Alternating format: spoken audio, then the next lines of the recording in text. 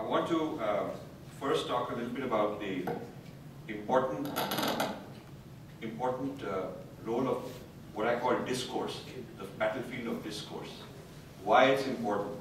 A lot of people say, well, you know, let these intellectuals be the way they are, we are fine, I got the truth in my heart, or we built enough temples, or whatever. And they have a cynical attitude or dismissive attitude towards the intellectuals whose job is to produce discourse. And I think we're paying the price for not being into the business of managing the discourse. So if the discourse is whatever is the opinion, whatever are the ideologies, whatever are the arguments, whatever are the material being written on a given topic.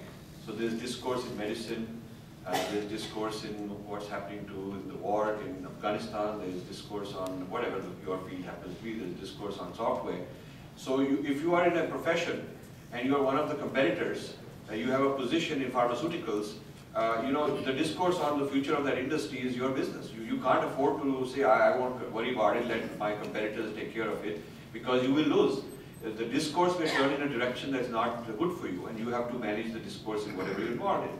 So if you are interested in a civilization, then, and if you feel there's a civilization or a nation that has got, that ought to have a world presence, you cannot achieve that without having your own discourse. You need to have a civilizational discourse, a seat at the table, your positions on yourself and on others. For instance, the West has produced much of the discourse on these matters because they were the colonizers and they've continued that. But Islam has a huge amount of discourse production within itself. There's a lot of Arabic language and Persian language discourse produced. China has many international relations, geopolitical journals in Mandarin, not only about China studies, but about various other major civilizations. So the civilizational discourse goes on in areas which have a claim to being on the world stage.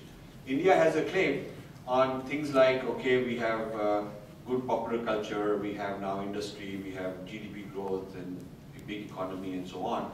But when it comes to the discourse, even on India itself, it comes from elsewhere. The most Indian intellectual elites, what is being taught in Indian universities, what is prevalent in the media, even the government of India, history of India, on the website is all Aryan invasion theory, these kind of things. What the IAS and IFS officers, they go to a school in Missouri after they're selected for training, and you look at their curriculum, it is this kind of stuff.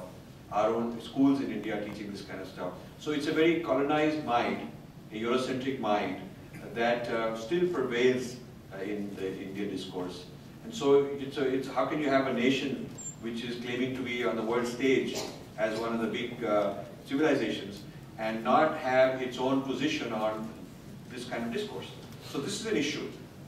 And discourse shapes social reality. It is not disconnected from the reality. For instance, you know, there was something called Marxism. There is something called Marxism as a social reality because Marx wrote something. He started a discourse. One book, Das Kapital, and 150 years later or whatever, we are still feeling the presence of that, whether you like it or not, that's the discourse. You know, Hindutva is somebody started a discourse, a position. Secularism, Nehru and others, they had a position on secularism, and it is part of the discourse. So all the political ideologies, economic theories, you know, ideas in various domains, somebody starts the discourse and it has a real impact in the practical sense. So I would like to challenge those who think that this is a sort of pastime of idle, you know, thinkers and philosophers and intellectuals and of no little value. Khalistan was an idea, started as an idea. Pakistan was an idea born in Cambridge. Some students during the British time started this sort of thing. The British kind of encouraged it. And look where it went and how it's come about. So the neglect of discourse means that someone else will happily take care of it for you. And you kind of outsourced your own future. You've outsourced your own you know, PR. It's like giving the PR to your competitor and saying, please do my PR for me, this sort of thing. And when you explain it in terms of a competitive arena, a Kurukshetra, then most Indians being very competitive in their field can understand why discourse needs to be managed and not neglected. So that's the first point, that discourse shapes social reality. It may take time to do that, but eventually it does shape social reality. All the movements, this Dalit movement, the discourse started on Dalits, which wasn't there 100 years ago. It wasn't there. The whole Dravidianist identity, in the year 1800, such an identity did not exist. It was started by Robert Cornwell and others. Missionaries came, they started this idea. And today it's like ground reality. This is what informs people, that they're so passionately invested in these kind of things. So I want that people from the dharmic side should think of investing in discourse like you invest in any asset. It's an asset. And there are two aspects. Many of you are probably IT kind of people, or at least familiar with it. And in IT you have infrastructure, and then you have applications. So iPad and iPod and all these kind of things are iPhone, these are examples of platforms on which you have apps. And Windows is a platform and so on. And in telecom you have physical infrastructure, and on that people have various kind of applications. So discourse is the apps part of the equation. You can build temples, but if the temples aren't producing discourse, or at least distributing the discourse to the next generation, then it's okay, it serves some purpose, but not enough. And in traditional India, our temples did serve discourse purpose. They were centers of learning. Every temple is central learning. So there's nothing un-Indian about what I'm saying. There's nothing un-Hindu, un-Dharmic. It's not a new idea. We've forgotten this over time. But traditionally, we championed discourse. Somebody who's very dharmic was telling me that we don't have liberal arts in India, we don't have humanities in India, and we have technocrats and people very specialized very early, which is true. And therefore, we ought to now bring humanities into India. I said, that's good. But then she went on to say that we're going to have a collaboration with Harvard, and a collaboration with University of Chicago, and that university to bring liberal arts into India. And I said, stop. You might be bringing in the Eurocentric idea of liberal arts. And that's become very fashionable, by the way. Many of these American universities have a tie-up in India, and they're giving, on an Indian campus, you can get a degree from that foreign university. But the curriculum, the syllabus, the content, selection of professors, standards are set by the parent in the Western world. So there's a kind of a colonization spreading into India. And I've looked at some of the school level, not just college level, but school level, American organizations that have entered India, started franchising their curriculums and their lesson plans. And deep inside, you will see all the kinds of subtle problems that I'm pointing out in Breaking India. So the situation is not, we don't even know there's a problem. Most of our people are welcoming this as if it's good news for them. So this, now the response of this lady who's got a MBA and a degree from Harvard in education, the response was that we don't have our own discourse and liberal arts in terms of liberal arts, and these Western institutions have done a very good job. And then I pointed out that at one time when we had Nalanda, we had Takshila, and we had many vihars all over India, these were the centers of liberal arts.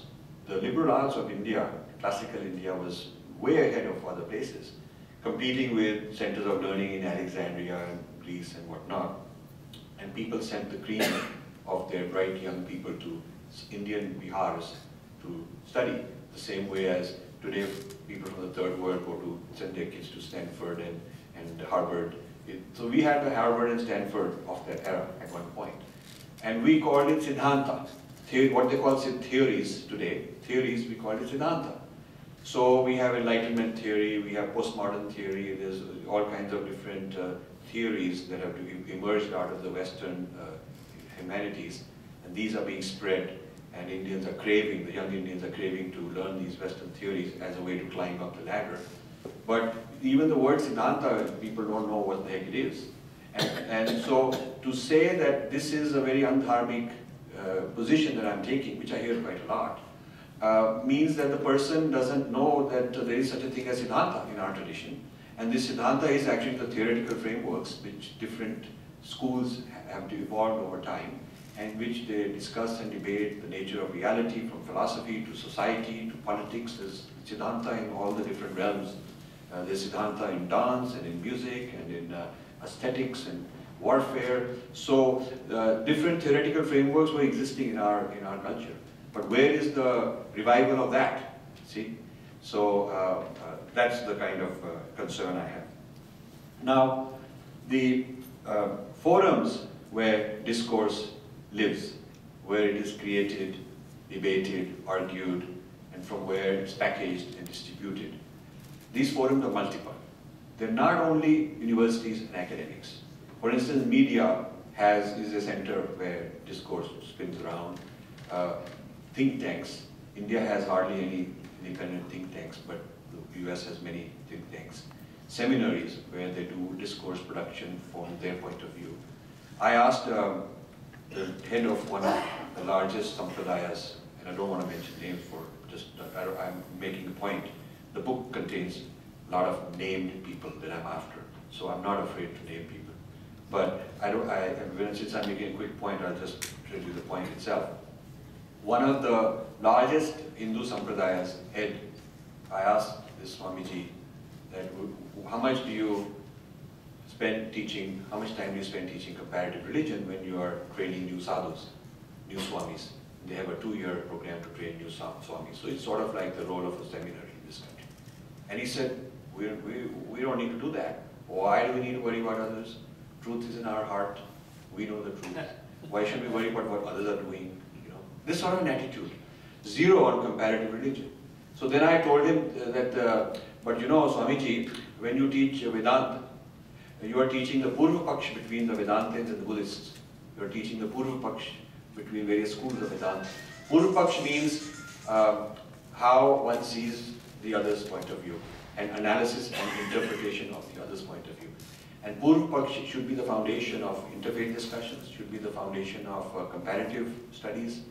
And Purva Paksh was at the core of our civilization, doing Purva Paksh on each other.